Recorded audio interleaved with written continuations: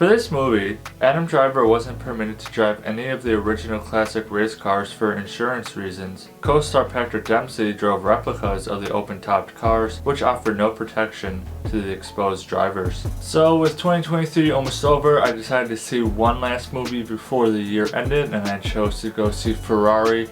There's a lot of good things in this movie that I liked. There are only a couple things in this movie I didn't like, but I will save those for the end of the review. The first thing I liked about this movie, and the strongest part of the movie, was the character portrayals of Enzo Ferrari and Laura. Adam Driver is just really good at portraying characters like this. I've noticed kind of a pattern recently where he really likes playing Italian characters. He played Gucci in the House of Gucci just last year. Now he's playing Enzo Ferrari. He just really seems to have that niche down for just playing well-known, established, rich Italians, and he's very good at just immersing himself in the character role. I really enjoy Penelope Cruz. It's been a minute since I've seen her in something. She's did a really great job of playing Laura. I don't know anything about Enzo Ferrari, but it seemed that his wife Laura was kind of on the crazy side. The first few minutes of seeing her on screen, she fired a gun at somebody. I mean, that tells you what kind of character Laura was, and Penelope just did such a phenomenal job at capturing the craziness of Laura. Director Michael Mann is very good at creating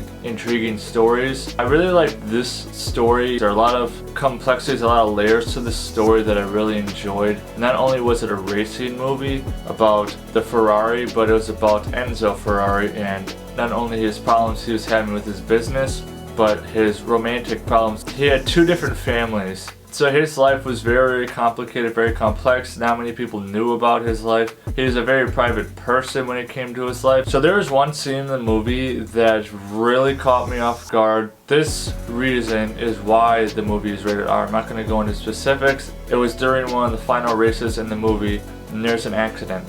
But the way it happened, it completely shocked me. When I watched it happen, I was dumbfounded. This one scene completely changed the movie, completely changed how I viewed the movie. So here's the things I didn't like. I felt at times this movie was pretty slow moving. I don't think there's a lot of substance in some of the scenes. I just wanted to get on to the next great thing. The pace could have been a little better. Then I also felt that the complex romantic problems that Enzo was having overshadowed the idea of the movie. I kind of forgot at points that this movie was actually a racing movie. It's all about Ferrari going against all these other well-known racing companies, and I wanted it to be more evenly balanced between his love life and racing. Simply, I just wanted more racing. I wanted to focus more on the Ferrari, more on what made Enzo Ferrari such a titan of industry, and this movie fell short of that expectation. But this movie was really good. I really enjoyed it. It's one of those movies you can really immerse yourself into and get into the mindset of Enzo Ferrari. So for Ferrari, I'm going to give it a 7 out of 10 Mudflaps, and remember to leave me a thumbs up and drop in the comments below, what's your favorite Michael Mann movie? See you next time.